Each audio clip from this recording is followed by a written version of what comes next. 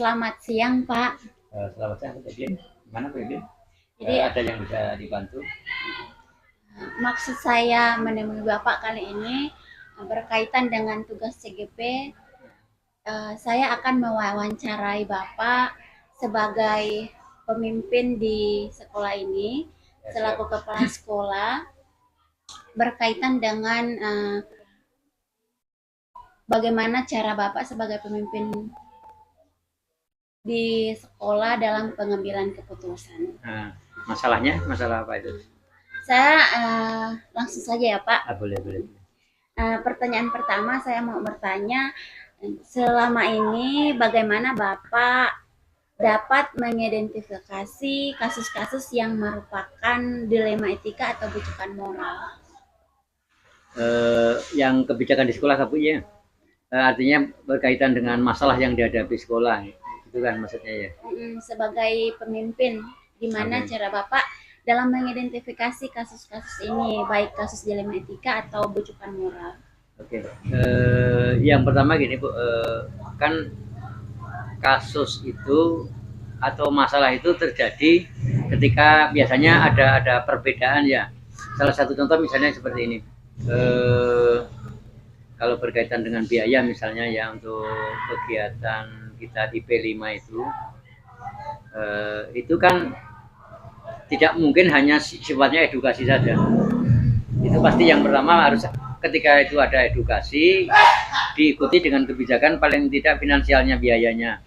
Misalnya yang kemarin yang terjadi yang pertama itu berkaitan dengan kegiatan P5 itu kan untuk pola atau gaya hidup berkelanjutan itu kan kita memanfaatkan limbah-limbah yang ada. Nah, ketika kita memanfaatkan limbah itu tidak mungkin akan baik ya atau akan jadi ketika tidak diikuti dengan biaya. Misalnya kemarin pipet dibersihkan kemudian dibentuk kan beli lem, beli segala mungkin cat atau apa misalnya kayak limbah-limbah akar itu kan artinya sekolah kan juga harus ikut di situ. Nah, dilemanya sementara ini kan kegiatan itu belum terprogram dari dana bos itu belum ada anggaran untuk yang khusus ke P5-nya seperti itu. Ini yang berkaitan dengan biaya. Kemudian ada yang lain ya kegiatan dilema yang lain misalnya berkaitan dengan kita ini kan kemarin ada guru praktik ya. Guru praktik itu kan separuh lebih waktunya itu ketika itu udah berproses itu keluar dari sekolah. Artinya kegiatannya dia untuk istilahnya mendampingi guru-guru penggerak. Nah, ketika guru praktek itu istilahnya mendampingi guru penggerak tadi kan otomatis meninggalkan sekolah kita, Bu. Sementara guru yang praktek itu kan gajinya dari sekolah ini, kemudian sertifikasinya dari sekolah ini, sementara dia meninggalkan tugas. Nah gitu dilemanya dan terjadi harapan pemerintah dia bisa mengembangkan atau mendampingi guru praktek untuk lebih baik, tapi di lain sisi dia meninggalkan anak-anak justru semakin turun prestasinya itu kalau yang tapi kan nanti ada istilahnya penyelesaiannya, Bu ya. Ini baru saya utarakan dulu dilemanya. Kemudian itu tadi kan biaya ya. Kemudian yang dari segi siswa mungkin ya misalnya yang saya lihat itu di P5 ini karena pembelajaran biasanya kan kita seperti belajar biasa ya, proses belajar biasa. Sementara P5 itu kan menghendaki yang berbeda. Semacam proyek ya, jadi kegiatannya ya bisa di kelas, bisa di lapangan, bisa praktek dan lebih banyak praktek seharusnya gitu kan. Banyak anak-anak yang belum siap untuk itu. Jadi ketika dikasih tugas itu bingung. Ada beberapa anak yang bisa aktif, paling sekitar 50% bisa aktif ketika kegiatan di P5. Nah, sementara yang lain itu hanya ikut-ikutan. Artinya sementara itu kan harus kita Bu, harus kita laksanakan ya kan itu kebijakan artinya yang harus kita jalankan. Nah, dilemanya ada anak-anak tertentu yang belum siap sebenarnya gitu, belum siap untuk gitu karena memang dari belum cukup dari sosialisasi kita ini untuk berkaitan dengan kurikulum merdeka ini. Walaupun kita sudah melaksanakan sudah melaksanakan dari yang pertama itu gaya hidup berkelanjutan, kemudian kearifan lokal, yang ketiga kan kewirausahaan ini yang sudah kita coba di tahun ini. Jadi untuk contoh kasus dilema etika yaitu berkaitan dengan pelaksanaan P5 dan berkaitan dengan pengajar praktek yang ada di sekolah kita ya, Pak. Ada juga nih yang termasuk dilema juga ketika dia terjadwal di P5 sementara dia harus mengajar di kelas 8 atau kelas 9 yang di kurikulumnya. Jadi dia kan tuh masih karena kita kekurangan SDM ya mungkin belum cukup benar gitu atau mungkin kita masih belum pas mengaturnya jadi tumpang tindih. Yeah. Satu guru 2 tempat mengajarnya itu kan jadi permasalahan juga. Yeah. Bagaimana dengan bujukan moral, Pak? Bujukan moral antara benar dan salah, bagaimana Bapak dalam mengambil keputusan berkaitan dengan kasus bujukan moral ini? Ya intinya kalau namanya kasus itu kan harus kita cari tahu dulu latar belakang yang melatar belakangi kasus itu apa. Artinya saya kan harus dari hati ke hati berbicara dengan misalnya yang tadi misalnya katakanlah yang tadi guru praktek tadi kan saya melihat plannya guru praktek itu seperti apa, kemudian kita sandingkan dengan tugas seorang guru praktek itu di sekolah yang sebagai gajinya di situ, kemudian ya memang tugas pokoknya di situ kan begitu. Ya, akhirnya ya itu tadi kita berikan pemahaman walaupun meninggalkan jangan sampailah kelas itu kosong. Caranya gimana? Misalnya kan dengan guru piket, kalau guru piket tidak sanggup ya apa dengan mengganti orang yang masuk di situ seperti itu kebijakan jangan sampai dikorbankan salah satu artinya dua-duanya berjalan gitu. Iya Pak. Selanjutnya saya juga ingin pertanyaan selanjutnya selama ini bagaimana Bapak menjalankan pengambilan keputusan di sekolah kita ini terutama untuk kasus-kasus di mana ada dua kepentingan yang sama-sama benar atau sama-sama mengandung nilai kebajikan. Ya, nah ini kalau ini contoh misalnya gini Bu, yang sering terjadi itu dengan kebijakan dinas. Misalnya yang tahun kemarin itu Paskah itu kan pas hari Jumat. Ya. Sementara warga atau orang tua siswa itu banyak yang menghendaki untuk hari Sabtunya libur. Nah, dinas menghendaki Sabtunya tetap masuk gitu kan gitu. Artinya ya kita kan sama-sama itu aturan dari dinas kan atau dari pemerintah. Kemudian di sisi lain kita kan juga mendengarkan kearifan lokal di sini. Iya. Artinya hari Sabtunya itu kemarin itu kita istilahnya belajar di rumah lah bunyinya seperti itu. Tidak libur tapi belajar sendiri di rumah yang seharusnya tadi belajarnya di sekolah aktif seperti itu. Salah satu contoh seperti itu. Salah satu contohnya jadi misalnya walaupun tidak ada libur ya Pak, tetapi kita mengingat bahwa latar belakang dari agama anak-anak itu kita di sini lebih dari 50% ya non muslimnya jadi gitu. Untuk menghargai itu pertimbangannya itu kebijakan sekolah ya Pak. Jadi di sini memang sama-sama benar antara kalau di dinas ini ya aturannya sekolah sementara kita ini di masyarakat. Iya, memang kearifan lokal kita itu di sini. Dilemanya di situ ya Pak. Sementara waktu itu kan dari gereja juga menginginkan untuk siswa itu pokoknya dibantukan ke gereja gitu kan. Nah, sementara kita aturannya seharusnya masuk seperti itu. Akhirnya kan udahlah yang penting hari Sabtu itu tidak libur, belajar sendiri di rumah seperti itu. Dan kawan-kawan semuanya memberikan tugas di hari yang tidak libur itu gitu. Jadi daring gitu sifatnya. Luar biasa ya Pak cara pengambilan keputusannya. Selanjutnya langkah-langkah atau prosedur seperti apa yang biasa Bapak lakukan selama ini dalam pengambilan keputusan? Yang pertama kalau pengambilan keputusan itu yang pertama harus kita sikapi benar permasalahan latar belakang yang melatar belakangi permasalahan itu apa. Misalnya permasalahan terjadi pada guru. Jadi harus kita lihat benar apakah dari intern guru, apakah dari unsur luar guru itu. Misalnya kalau orang yang sudah bersuami istri, misalnya contohnya Bu ya, dia ricuh di keluarganya atau tidak harmonis. Ini kan sangat mempengaruhi dia ketika tugas seperti itu. Ini yang contoh dari luar kan, berarti dari suaminya atau mungkin dari faktor keluarganya. Tetapi ketika guru itu memang bermasalah sendiri, misalnya mohon maaf ya guru yang masih lajang yang belum punya, misalnya mohon maaf belum punya suami kan, kadang emosi ketika cepat istilahnya ketika kita berikan tekanan untuk tugas dari sekolah itu cenderung menghindar gitu Bu seperti itu. Iya. Maka yang pertama itu harus kita cari benar permasalahannya, kemudian artinya kalau namanya pengambilan keputusan kan bisa secara demokratis, Iya. artinya bersama-sama, misalnya Bu Jacqueline bermasalah, jadi keputusan kedepannya seperti apa Bu Jacqueline, misalnya gitu kan, nah, seperti itu bersama-sama dengan saya. Ada yang keputusan sifatnya, oh kamu harus seperti ini, Iya. misalnya jangan sampai terlambat, misalnya gitu kan, apapun permasalahan di rumah, jangan sampai misalnya sekolah ditelantarkan seperti itu. Ada yang sifatnya otoriter seperti itu. Oh, iya. Jadi Kalau artinya Bapak lebih ke mana, Pak? saya Otoriter tergantung apa? kalau Tergantung ya, Pak, situasional. cuma yang ketika itu perlu demokratis, saya demokratis. Sangat saya nggak demokratis gitu. Tapi ketika mohon maaf misalnya kalau istilahnya karena kalau kita terlalu mengabaikan atau acuh kan juga tidak benar Bu. Ada yang ketika kita ditekan dari atas kan Pak Budi, misalnya ini khusus GGD kayak Bu apa namanya Bu Jacqueline itu kan WA Japri ke saya intinya guru GGD harus tepat waktu karena gajinya paling besar, bilangnya seperti itu, ibaratnya harus datang ketika misalnya libur kemarin libur lebaran itu jangan sampai terlambat datangnya seperti itu.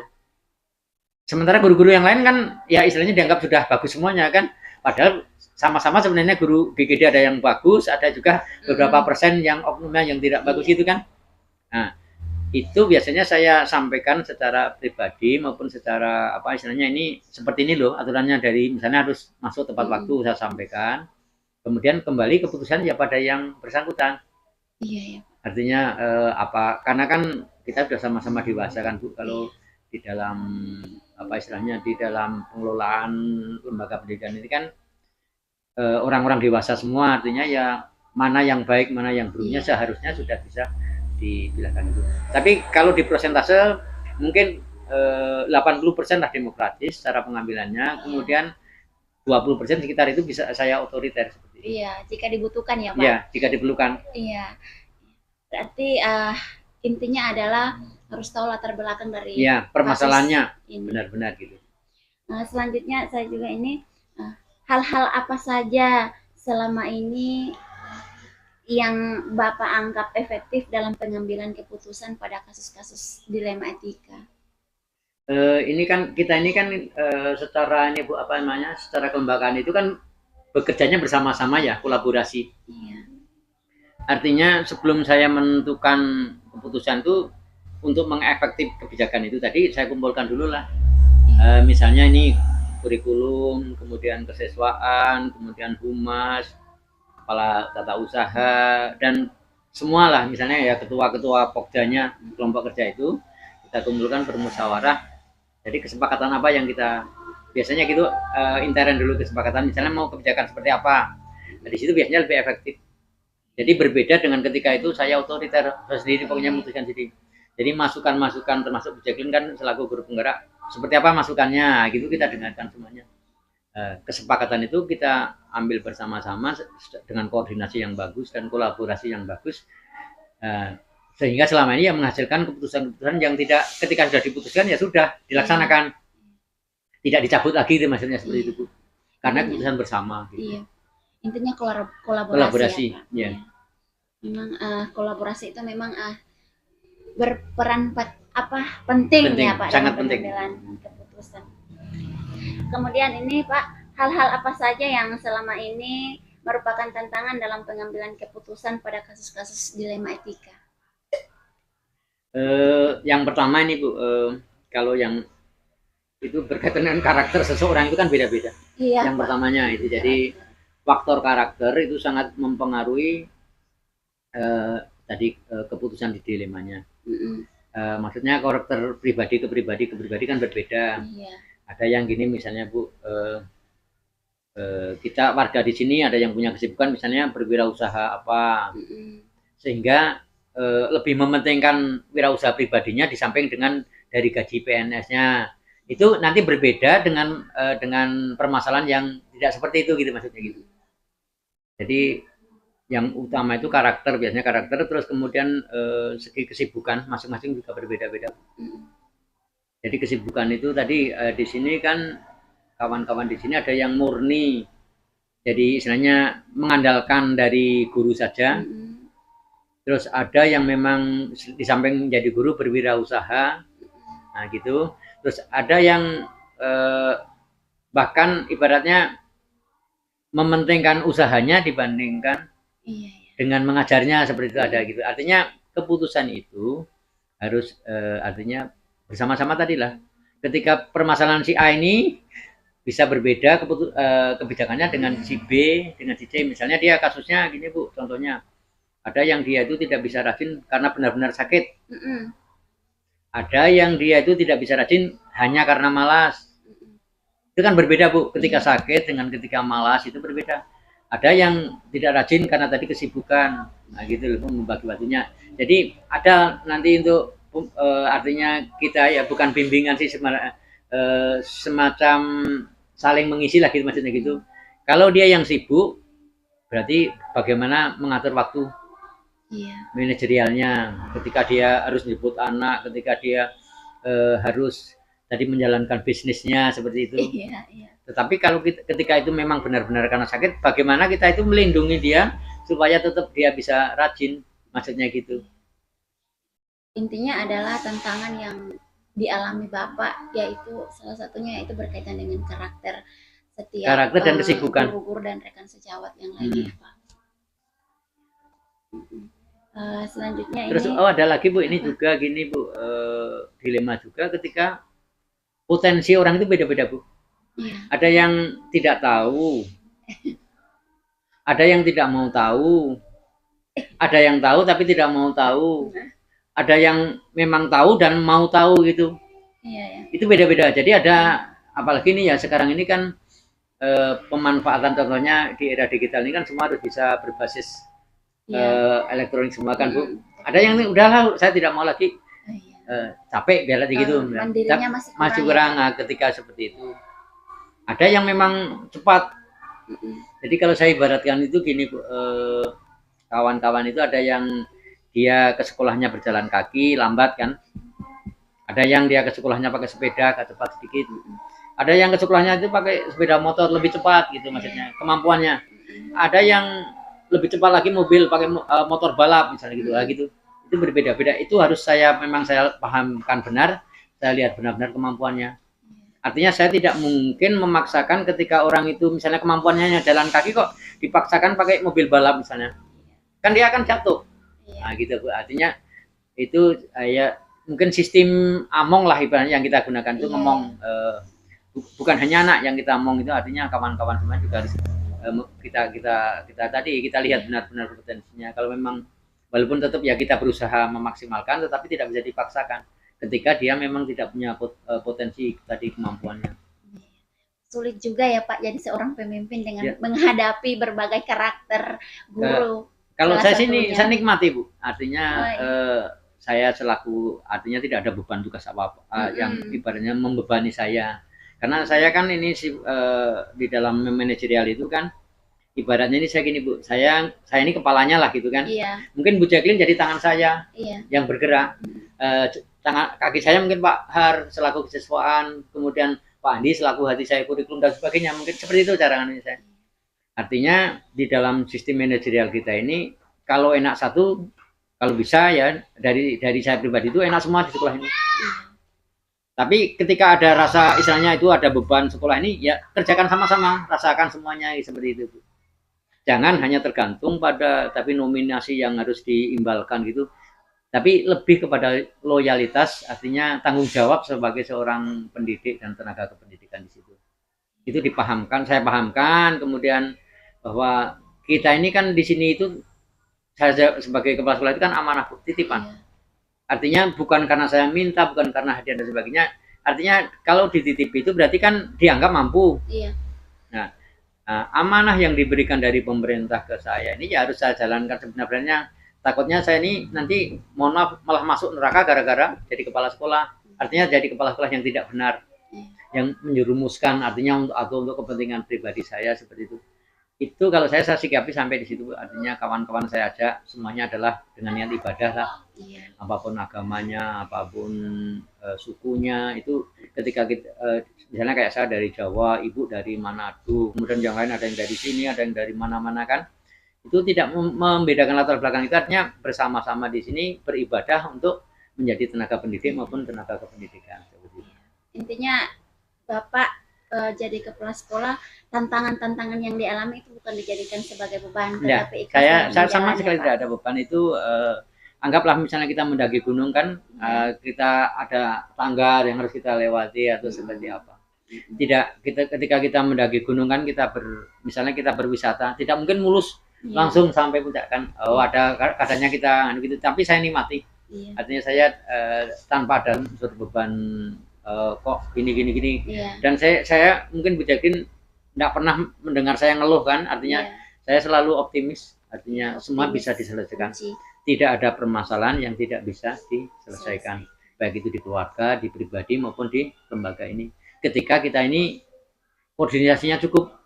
Biasanya itu masalah itu yang terjadi ketika tidak bisa berkoordinasi, kemudian apa namanya Bu, tidak, artinya misalnya Bu Jacqueline sendiri, saya sendiri, kan nanti beda persepsi gitu, maksudnya gitu. Kembali lagi ke kolaborasi. Nah, gitu seperti itu. Selanjutnya nih, apakah Bapak memiliki sebuah tata kala atau jadwal tertentu dalam sebuah penyelesaian kasus dilema etika? Apakah Bapak langsung menyelesaikan di tempat atau memiliki sebuah jadwal untuk menyelesaikannya? Bentuk atau prosedur seperti apa yang Bapak jalankan? Kalau selama ini sih masih sifatnya insidental Bu ya. Artinya saya belum istilahnya belum membuat jadwal untuk penyelesaian masalah, karena kan di sini kan masih sangat relatif, menurut saya itu masih di bawah 5% lah permasalahannya di sekolah ini, artinya kecil, dan begitu ada itu secepatnya saya selesaikan. Saya tidak menghindar dari masalah atau tidak menambah masalah, tetapi kalau ketika ada permasalahan secepatnya memang saya usahakan cepat selesai gitu Bu. Kalau misalnya bisa diselesaikan satu hari, kalau bisa 2 hari, saya tidak pernah ngulur-ngulur waktu untuk kawan-kawan bermasalah seperti itu. Jadi kan semakin cepat kan semakin baik, artinya seperti itu.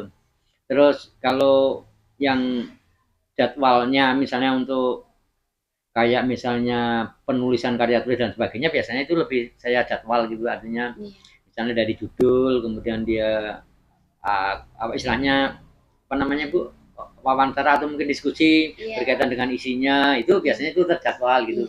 Tapi kalau yang permasalahan ini selama ini insidental, masih begitu ada kita selesaikan langsung ya langsung Pak? Lebih cepat, lebih baik. Dan kita selalu kolaborasi gitu. Kuncinya selalu di kolaborasi ya Pak.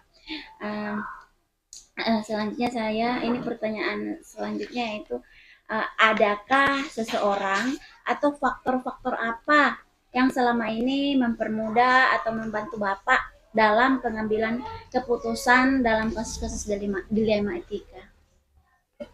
Kalau yang mempermudah Bu, karena tadi saya sudah mengoptimalkan semuanya kawan-kawan, artinya kawan-kawan kan masing-masing punya tugas semuanya. Misalnya berkaitan dengan karakter, saya dibantu dengan BK, koordinatornya, misalnya kan Pak Wendy Bu Mariati. Terus berkaitan dengan masalah siswa, saya kan dibantu mungkin Pak H, seperti itu. Artinya karena tadi saya itu mengibaratkan ya, saya ini sebagai kepala saja, artinya di kepala saya ini saya, terus yang lain kawan-kawan semuanya, artinya menganggap satu badan gitu Bu. Itu tadi dengan bantuan dari kurikulum, dengan bantuan dari humas, bantuan dari BK dan sebagainya, itu sangat mempermudah saya untuk pertama memilahkan kasusnya. Oh ini gitu. Nah jadi masukan-masukan itulah yang untuk mempercepat terselesaikannya kasus atau masalah. Ini pertanyaan terakhir ya Pak, tak terasa sudah di pertanyaan terakhir ini. Dari semua hal yang telah disampaikan, pembelajaran apa yang dapat Bapak petik dari pengalaman Bapak mengambil keputusan di kasus dilema etika? Intinya dalam hidup ini kan tidak tetap ya Bu ya. Artinya berubah terus, seperti ibaratnya seperti roda. Ketika kita mungkin di sekolah ini kan anggaplah sekarang posisinya di atas, kita harus berusaha mempertahankan posisinya di atas. Jangan sampai sekolah ini turun, misalnya dari akreditasinya turun, dari kinerjanya turun, itu jangan sampai. Nah seperti itu, artinya kita ya berusaha semaksimal mungkin bersama-sama dengan koordinasi yang baik, dengan kolaborasi yang baik, itu kita bersama-sama mempertahankan posisi di atas tadi. Ketika seperti roda itu, jangan sampai kita ini turun gitu, maksudnya kan misalnya kita akreditasi A, Jangan sampai nanti turun langsung ke B atau dan sebagainya. Kemudian kan sekolah ini juga banyak sekali programnya kan Bu. Artinya program yang diamanahkan tadi ada satu misalnya berkaitan dengan PEJAS itu yang dari BPOM kita laksanakan dengan baik. Kemudian ada program ini, program Adiwiyata, persiapan untuk ke tingkat provinsi, kita diamanahkan kita laksanakan baik. Apalagi ini yang paling berat ini sekarang ini kan program yang masih baru ini sekolah penggerak bagi sekolah kita ini kan Bu. Iya. Mungkin bagi sekolah ini tidak ada masalah karena kita siap semua. Tapi ketika mengimbaskan nanti Bu, itu bisa bermasalah pada sekolah yang lain. Bisa enggak sekolah-sekolah yang misalnya kita imbaskan dari sekolah penggerak itu nanti mengikuti jejak kita. Sementara kalau pengimbasan itu kan gitu Bu. Jadi kita sebagai cerminnya lah gitu, maksudnya kita melaksanakan dulu kemudian kita mengimbaskan. Mungkin di situ nanti yang ya mudah-mudahan sih tidak terjadi permasalahan pada pengimbasan. Karena yang saya dengar selama ini kawan-kawan yang sudah melaksanakan sekolah penggerak itu bermasalah di pengimbasannya Bu. Mungkin untuk sekolah kita sendiri sih mudah-mudahan sih tidak ada kendala yang berarti lah gitu ya. Jadi intinya adalah dalam pengambilan keputusan ini intinya kualitas dan potensi yang ada di sekolah atau prestasi-prestasi yang sudah ditorehkan tetap dipertahankan prestasinya, kemudian ya dicegah istilahnya jangan sampai Bu, kan gini ya, kalau langkah-langkah biasanya itu kan ketika kita untuk menghilangkan atau meniadakan ya, meniadakan kasus itu kan yang pertama itu mungkin kita berikan yang pertama itu pemahaman dulu lah. Pemahaman, kemudian setelah mereka paham kan, baru mereka istilahnya melaksanakan dan kita pahamkan tadi, pemahaman dilaksanakan. Kemudian ketika itu terjadi, baru sifatnya kan kayak tadi terjadi kasus misalnya pengobatan walaupun presentasinya sangat kecil, pengobatannya tadi selesaikan secepatnya. Jangan ditunda-tunda dan istilahnya dari hati ke hati lah kita menggunakannya, itu tidak menggunakan karena saya pimpinan terus sewenang-wenang enggak, itu artinya bagaimana ketika itu terjadi pada kasus orang, terus kesulitannya seperti apa harus kita paham juga. Pemahaman kasus itu sangat penting untuk penyelesaiannya. Wah, tak terasa sudah selesai percakapan kita ya Pak. Banyak sekali yang bisa saya pelajari dari percakapan kali ini. Bapak sebagai pemimpin di sekolah boleh dijadikan contoh bahwa inti dalam pengambilan keputusan kuncinya adalah sebagai seorang pemimpin itu yaitu kolaborasi, bekerja dengan ikhlas, bekerja dengan hati ya Pak. Dan pemahaman permasalahan. Iya. Saya rasa dari percakapan ini saya pikir Bapak adalah sosok yang inspiratif ya, yang sangat luar biasa ya, sebagai kepala sekolah. Banyak hal yang dipelajari dari wawancara ini. Terima kasih banyak ya Pak, semoga selalu menginspirasi dan selalu menjadikan yang terbaik. Terima kasih sudah meluangkan waktu. Ini ya, jadi di prinsip hidup saya, ketika kita mau punya itu harus memberi gitu Bu. Iya. Misalnya gini contohnya, saya pengen punya uang, berarti saya harus memberi orang uang, sedekah lah artinya sedekah gitu.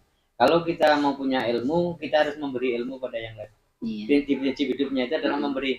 Ketika kita mau punya harus memberi dulu. Iya. Jangan kita minta dulu tapi harus memberi dulu. Iya. Nah, mungkin itu agak sesuai juga dengan bergerak itu kan artinya bergerak menggerakkan dan sebagainya. Bergerak menggerakkan. Kalau saya sih memang dari alhamdulillah dari tahun 2014 itu prinsip di dalam hidup saya, di keluarga saya itu pokoknya memberi ketika mau punya. Iya. Mungkin istilah itu tidak ada pada kepala sekolah yang lain ya. Pokoknya mau punya apa-apa lah, mau punya apapun, rezeki, mau punya ilmu, mau punya apa, gitu harus berbagi. Berbagi ya. Berbagi dulu, karena keberkahannya dari situlah.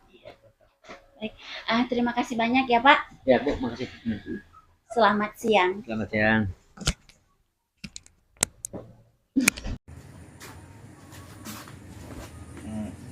Selamat siang Pak. Ya.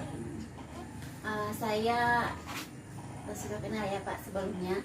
Kembali lagi saya sebagai calon guru penggerak saat ini mau melaksanakan wawancara berkaitan dengan pengambilan keputusan Bapak sebagai seorang pemimpin di sekolah. Itu yang merupakan maksud saya hari ini bertemu dengan Bapak. Apakah Bapak bersedia untuk berbagi ilmu pengalaman dengan kami sebagai calon guru penggerak? Ya, tentunya sebagai pribadi ya sangat bersyukur mau diberikan kepercayaan untuk menjadi mungkin sampel ya bagi kalian untuk menjadi calon guru penggerak. Jadi bagi saya sih sangat bersyukur ya, sangat bersyukur manakala kesempatan itu Ibu Jacqueline berikan kepada saya untuk menjadi salah satu yang diwawancari mungkin ya dalam proses untuk menjadi seorang calon guru penggerak. Jadi saya terima, saya bersedia untuk mungkin menjawab atau ada mungkin pertanyaan-pertanyaan yang Bu Jacqueline sampaikan kepada saya. Jadi saya terbuka aja, Ibu. Baik, terima kasih ya Pak. Kita langsung saja ya Pak pada pertanyaan yang pertama, yaitu di sini saya mau bertanya sama Bapak. Selama ini bagaimana Bapak dapat mengidentifikasi kasus-kasus yang merupakan dilema etika atau bujukan moral? Ya, terima kasih ya Bu Jacqueline. Lebih khusus di mana sekolah saya ya, saya itu bertugas di daerah pedalaman. Tentunya kalau berbicara masalah kasus, banyak banget kasus yang terjadi di sekolah kami, banyak. Tetapi kami pun dengan pihak komite tetap mencari salah untuk bisa menyelesaikan kasus-kasus tersebut. Nah, mungkin dari hal ini ada salah satu kasus yang bisa saya angkat dan saya bisa berbagi juga dengan Ibu. Ya, di mana ini kalau di sekolah kami bagaimana ada cara-cara kami mengidentifikasi antara etika moral dan kebijakannya. Iya. Dilema etika dan kebijakan moral itu. Nah, sebenarnya kalau untuk di kampung ya Bu Jacqueline, hal apalagi di sekolah kami itu yang paling nampak itu adalah situasi atau keadaan dari peserta didik kami yang kadang bertolak belakang dengan kenyataan ketika anak didik kami itu hadir di sekolah. Kelihatan banget. Ada begitu banyak yang kami lihat perkembangan-perkembangan yang mereka tunjukkan kepada kami. Oleh dan sebab itu, saya dan pihak guru-guru, wali-wali kelas, bahkan pun kami di sini melibatkan komite untuk melihat langsung, terjun langsung ke lapangan, ataupun kadang guru-guru atau wali kelas saya suruh ke rumah siswa tersebut melihat dan memperhatikan apa sih sebenarnya yang dia lakukan setiap hari itu, atau setidaknya setelah pulang sekolah apa yang dia lakukan. Nah, cara-cara kami itu kami anggap bisa mewakili proses pengidentifikasian terhadap kasus-kasus yang dialami oleh anak-anak didik kami. Jadi gitu, kami pertama yaitu melihat langsung, turun langsung ke lapangan, melihat oh ini kasus-kasus ini yang dialami oleh anak didik kami. Nah, jadi gitu cara kami mau mengidentifikasi kasus dilema etika, yaitu gitu kami langsung, karena melihat juga situasi perang gini ya, anak itu kami lihat kenapa udah malas sekolah kan, kami malas sekolah, tetapi suatu saat kan bertanya, nak kenapa kamu udah jarang sekolah? Akhirnya dia itu menjawab, Mm-mm. maaf Pak, Bu, saya mau bantu orang tua saya pergi ke ladang. Oh gitu. Tapi kenapa kamu udah enggak masuk sekolah? Ya itu Pak, kadang kami nginap di sana, enggak pulang. Akhirnya sekolah saya enggak sempat lagi. Ketika saya pulang kebun baru besok saya akan masuk sekolah. Nah itu yang kasus yang sering terjadi di sekolah kami, karena mungkin melihat bahwa membantu orang tua di hulu itu suatu kebutuhan, karena mereka itu melihat dulu dari sisi ekonomi itu ya mereka pun di bawah rata-rata, sehingga kami pihak pun sekolah kadang mau melarang, itu adalah kebutuhan mereka. Tetapi kami dari pihak sekolah itu tetap bilang bahwa kamu tetap harus sekolah karena kamu ada masa usia sekolah. Nah, jadi itu mungkin salah satu kasus yang mungkin saya bisa bagikan, dan cara-cara kami mengidentifikasi akan kasus dilematika. Dan Kalau dilihat dari sini bahwa Bapak dilema ya Pak dalam menangani kasus ini, antara dilema kasihan atau keadilan ya Pak. memang Bu ya, jadi memang sangat dilema banget ya, sangat, dan memang sangat, karena apa? Di satu pihak kita ini dipanggil oleh negara untuk mau mentransfer ilmu atau memberikan pendidikan kepada anak-anak sampai di daerah-daerah pedalaman. Namun di sisi lain mereka pun, anak-anak kami itu, mereka akan mencari kebutuhan hidup mereka. Bagaimana kelangsungan hidup mereka kalau mereka tidak makan? Nah itu yang memang membuat posisi-posisi sekolah, terlebih juga pimpinan, itu yang memang sangat dilema Ya sangat. Kalau berkaitan dengan kasus bujukan moral, gimana Bapak mengidentifikasinya? Kalau bujukan moral itu bagi kami ya setidaknya anak itu dia melakukan kewajibannya. Kadang secara tidak langsung dia sudah mengambil pendekatan dengan guru, secara emosional kah atau secara physically aja dia memberikan pendekatan.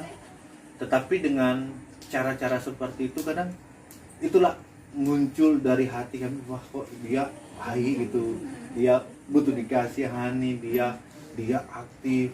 Nah jadi kami melihat dengan kedekatan itu bagaimana dia membangun juga relasi dengan guru-guru, karena prinsip di sekolah saya juga itu saya bilang bahwa siswa itu kami harus jadikan dia, atau siswa harus menjadikan guru itu selain pendidik, dia juga harus menjadikan guru sebagai teman tapi tanda petik ya. Nah jadi gitu, sehingga apa, dengan menjadikan status seperti itu, ketika guru bisa juga dijadikan sebagai teman, kedekatan itu secara emosional juga bisa terbentuk ya, sehingga dengan mungkin rasa-rasa seperti itu yang ada dalam diri guru maupun anak, motivasi dari guru pun mentransferkan ilmu itu lebih mudah. Dan pun ketika dengan kedekatan seperti itu, anak pun diharapkan bisa punya motivasi, oh ya saya dekat dengan guru berarti saya harus rajin belajar. Nah jadi itu moral-moral itu muncul dari situ. Kalau ini saya mau bertanya lagi ya Pak, bujukan moral ini kan dia misalnya benar salah, biasanya Bapak ini mengambil keputusannya, memutuskan memilih yang benar, atau biasanya Bapak ke yang salah? Udah tahu itu salah, diambil keputusannya. Gimana? Sebelum saya menyatakan itu benar atau salah, walaupun itu dalam moral ya, saya melihat bahwa apa sih sebenarnya yang saya ambil gitu. Saya tidak mau tahu apakah keputusan saya ambil itu benar atau salah. Tetapi yang bagi saya itu, saya rasa bahwa yang namanya pemimpin tentunya menginginkan suatu atau mengharapkan keputusan yang diambil nanti punya dampak yang besar bagi sekolah gitu. Apakah itu keputusan yang menyakitkan atau tidak, yang benar atau salah, tapi setidaknya sekolah otomatis tidak pernah mengajarkan untuk mengambil keputusan yang salah. Tetap harus berprinsip pada setiap keputusan-keputusan yang ambil, apalagi seorang pemimpin itu harus berdiri pada keputusan yang benar gitu. Walaupun mungkin si penerima keputusan itu merasa sakit atau dirugikan, ya bagi pemimpin ya tetap melaksanakan tugas, ya tetap mengambil keputusan yang benar. Walaupun dalam posisi-posisi yang bingung, oh kita lihat ini keluarga kita atau dekat dengan kita, oh itu lain cerita. Tapi bagaimana keputusan yang diambil oleh seorang pemimpin harus benar. Berarti Bapak sebagai pemimpin kalau misalnya benar ya benar, kalau Oh, iya. salah ya salah. Ya itulah. Jadi dikesampingkan dari maaf ya, dari kemanusiaan itu. Kalau memang salah ya salah, kalau benar ya benar. Walaupun dia hati sebenarnya berat mau menyampaikan itu, tapi hanya karena saya dituntut untuk menjalankan tugas, ya mau tidak mau saya ambil keputusan yang benar. Yang benar ya. Pertanyaan selanjutnya, selama ini bagaimana Bapak menjalankan pengambilan keputusan di sekolah Bapak, terutama untuk kasus-kasus di mana ada dua kepentingan yang sama-sama benar atau sama-sama mengandung nilai kebajikan. Itulah yang telah saya sampaikan tadi ya Bu. Jadi gini, kelihatannya apa yang mereka tunjukkan, apa yang mereka nampakkan di sekolah atau mereka lakukan di sekolah itu benar, walaupun mungkin mereka udah jelas-jelas mungkin salah, tetapi bagi mereka mungkin oh itu benar, ataupun sebaliknya guru atau pihak sekolah udah merasa semua benar ya, anak itu rajin ya sesuai kebutuhan tadi ya, untuk studi kasus tadi, anak itu mereka tetap datang di sekolah, walaupun pulang sekolah mereka langsung ke kebun. Kadang mereka tidak masuk sekolah karena pergi ke kebun. Kadang mereka masuk sekolah karena tidak ke kebun. Kalau melihat dari sisi kebutuhan, sama-sama butuh, gitu. Sama-sama mereka punya kebutuhan. Di sisi sekolah, anak itu harus sekolah. Tetapi di sisi keluarga mereka, anak itu harus membantu orang tuanya untuk mencari nafkah. Nah, jadi gitu. Nah, otomatis sekolah ya atau guru-guru itu merasa bahwa mau menyalahkan anak juga nggak bisa. Ya, mau menyalahkan anak tidak bisa. Seorang pemimpin pun ya gitu, menyalahkan guru atau sekolah ya memang tidak bisa. Tetapi langkah yang saya ambil sebagai seorang pemimpin ya, pemimpin yang ada di sekolah, ya tetap berprinsip bahwa karena ini adalah lembaga sekolah, lembaga pendidikan pemerintah, otomatis pemimpin itu harus menjalankan sesuai dengan tanggung jawabnya. Tidak memikirkan ya. Iya sayang.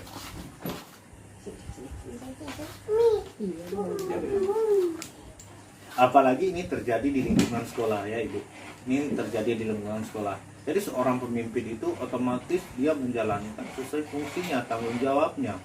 Dia tidak melihat bahwa itu berdasarkan mau etik ya, dia harus merasakan prinsip kemanusiaan, tidak. Tapi terjadinya bahwa harus melaksanakan sesuai tanggung jawabnya. Kalau yang itu salah ya salah, gitu. Walaupun kelihatannya benar ya malah tetap harus berprinsip bahwa walaupun dalam pengambilan itu akan sulit untuk menentukan dia karena dia membantu orang tuanya kita kesampingkan, ataupun dia malas di sekolah kita tidak dapat hukum, tetap dia di sekolah kita dapat memberikan konsekuensinya, dan ketika dia dengan keluarganya kita berikan kebebasan. Tetapi setidaknya dia di sekolah ini tetap mendapatkan konsekuensi apa yang terjadi di sekolah. Kalau saya lihat di sini Bapak diperhadapkan dengan dilema antara keadilan dan rasa kasihan. Tetapi Bapak nih lebih memilih di mana? Kasihannya kepada anak ini atau misalnya keadilan dengan dia tetap menaati setiap peraturan yang ada di sekolah? Saya hanya berprinsip begini Bu ya. Saya berprinsip kita di sekolah, walaupun mungkin kita bilang tidak punya kasihan atau apa, tetap kita lihat di mana kita berdiri. Kita berdiri karena ini namanya di sekolah. Ya kita harus masuk keadilan dong. Kita harus keadilan dan punya ketegasan. Karena kalau kita sudah pakai hati semua anak bisa pergi ke kebun Bu. Iya Pak, iya. Kalau kita udah pakai cara gitu ya. Pak, nanti gimana kalau anak lain? Pak, aku pun alasan bantu orang tua ke kebun. Berarti sekolah tidak ada siswa dong kan? Iya. Makanya saya berpikiran sampai ke situ ya. Kita menganaliskan hal yang terjadi seperti itu. Jadi tetap saya menunjukkan bahwa ya keadilan dan ketegasan gitu. Ya, adil ya Pak. Adil, sehingga tetap dia mendapatkan konsekuensinya. Ketika jarang masuk sekolah ada konsekuensinya, dan ketika dia bantunya orang tua, orang sekolah pun tidak melarang itu, ya silakan. Tapi itu saya bilang, tetap saya pada keadilan itu, sehingga anak-anak lain tidak bisa mencontohi hal-hal yang salah. Tetap ya benar ya benar. Nah, gitu. Selanjutnya adalah langkah-langkah atau prosedur seperti apa yang biasa Bapak lakukan selama ini? Langkah-langkah yang saya ambilkan pertama itu ya, kami kadang itu melakukan pendekatan-pendekatan dengan orang tua. Kami melakukan pendekatan orang tua, melihat kasusnya kenapa ini anak ini udah malas ke sekolah, ya, kasusnya udah kenapa udah sering banyak bantu orang tua ke ladang, padahal dia masih sekolah. Nah biar nanti potong bagus potongnya. Kalau potong di saat itu.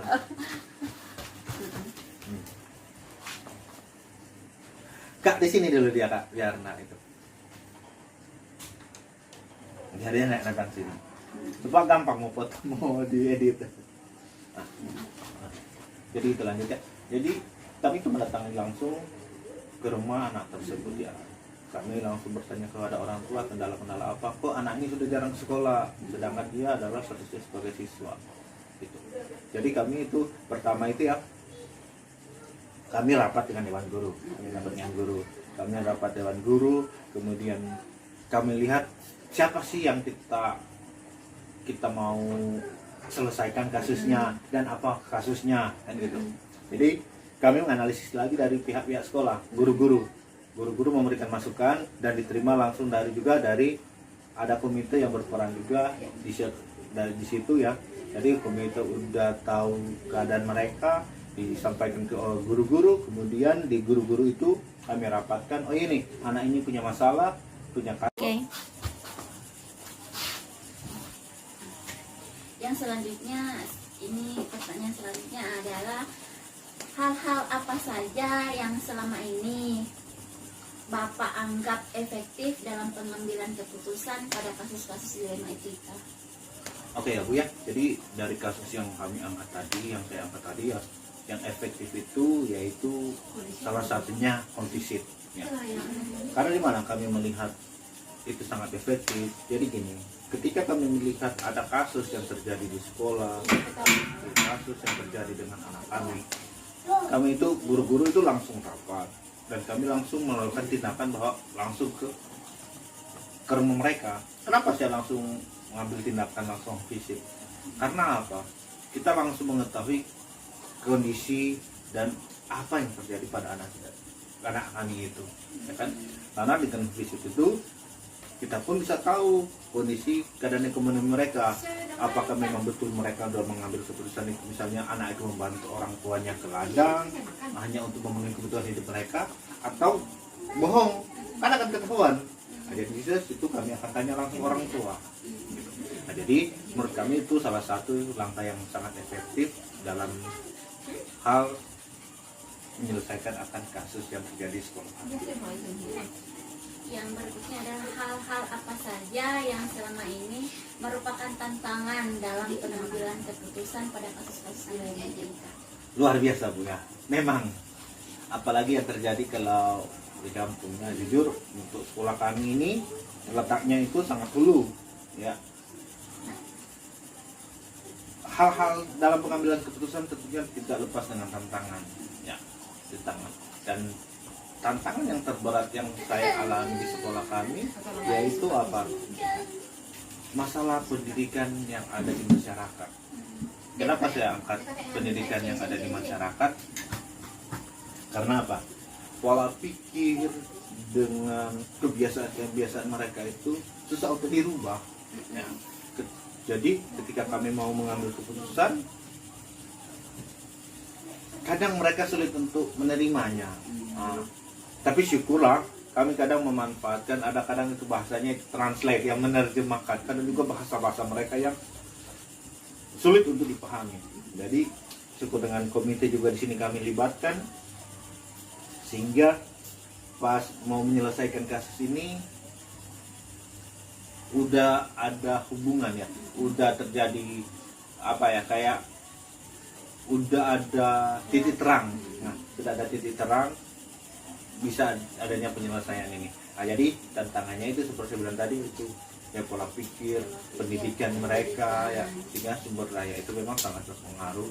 Nah, tapi saya rasa kalau dengan kita terus melakukan pendekatan dengan mereka, tantangan-tantangan itu saya bisa terlewati. Bisa terlewati ya Pak. Yang selanjutnya adalah apakah Bapak memiliki sebuah tata kala atau jadwal tertentu dalam sebuah penyelesaian kasus dilema etika? Apakah Bapak langsung menyelesaikan di tempat atau memiliki sebuah jadwal untuk menyelesaikannya? Bentuk atau prosedur seperti apa yang Bapak jalankan? Baik ya Bu, jadi gini, kami jujur di sekolah kami tidak ada jadwal khusus dalam penanganan kasus ini. Tetapi kami ini melihat situasi dan kondisi yang terjadi di sekolah. Manakala sudah ada anak yang kami temui mempunyai kasus, yaitu saya langsung tindak lanjuti kepada guru-guru. Gimana ini anak ini bermasalah, apa masalahnya? Gitu. Saya masih bertanya juga kepada guru-guru. Kalaupun memang sudah dari guru-guru itu, ya saya langsung kaji. Oh ini yang kita harus selesaikan. Nah, jadi kalau ada kasus yang terjadi di sekolah kami itu, Bu, itu kami langsung selesaikan. Pertama memang ada mekanismenya. Pertama itu diselesaikan dulu oleh guru mata pelajaran. Kalau tidak ada perubahan, baru wali kelas. Walaupun tidak ada perubahan lagi, langsung naik kepada kepala sekolah. Ada itu tingkatan-tingkatan yang kami sudah atur, sehingga proses penyelesaian itu tidak langsung kepada kepala sekolah, tetap pada guru mapel dulu. Nah, jadi gitu. Nah, kalau untuk langkah-langkah jadwal-jadwalnya memang tidak ada, Bu. Jadi situasional aja, ketika ada yang punya kasus, yuk kita selesaikan. Dan itu langsung diselesaikan di tempat. Nah, jadi gitu ya. Jadi kami situasional dalam penyelesaian kasus ini. Ketika ada kasus, kami langsung memang selesaikan. Tetapi ada prosedurnya dari guru mapel, dari wali kelas langsung kepada kepala sekolah. Dan tidak langsung, gitu. Kami tidak pakai lama. Jadi puji Tuhan, dengan kasus-kasus yang terjadi di sekolah kami sejauh ini langsung diselesaikan. Sehingga apa? Kenapa kami langsung memilih langsung diselesaikan? Sehingga tidak merembes, tidak mau menjangkit ke teman-temannya. Wah, saya bisa, kenapa dia bisa, kita tidak bisa. Nah, jadi kami berpikiran gitu sehingga langsung diselesaikan. Jadi gitu. Langsung ya Pak, percepat ya Pak. Tidak pakai lama. Nggak pakai lama. Yang berikutnya, adakah seseorang atau faktor-faktor apa yang selama ini mempermudah atau membantu Bapak dalam pengambilan keputusan dalam kasus-kasus dilema etika? Iya Bu ya, jadi gini, kami itu sangat terbantu dengan adanya komite. Kenapa saya bilang sangat terbantu dengan komite? Dan satu hal, komite ini lebih tahu tentang keberadaan anak itu dan kondisi rumah tangga mereka, kondisi keadaan dari rumah tangga anak itu, kondisi dari kehidupan keluarga dari anak itu. Apalagi kan ini masalahnya di kampung, Bu. Komite ini yang memang mereka punya hubungan bermitra dengan masyarakat. Mereka kadang mereka hari-hari mereka kan ketemu. Kalau kita guru hanya ada di jam sekolah. Tetapi ketika komite ini kan memang mereka ada di situ. Ketika mereka lebih tahu, lebih paham tentang kondisi itu. Jadi dari penanganan kasus ini kami rasa bahwa komite itu juga punya peran yang sangat penting dalam penyelesaian kasus ini. Kalau faktor-faktor lain saya rasa itu hanya ya itu kedekatan aja, kedekatan. Kadang kan kita sudah dekat kadang dengan orang tua. Oh iya, akhirnya kita rasa ini bisa menyelesaikan kasus ini. Karena kalau kita pun tidak ada hubungan dengan orang tua, itu tidak punya kedekatan, otomatis susah kita berkomunikasi dengan orang tua, dengan keadaan kondisi anak itu dengan orang tuanya.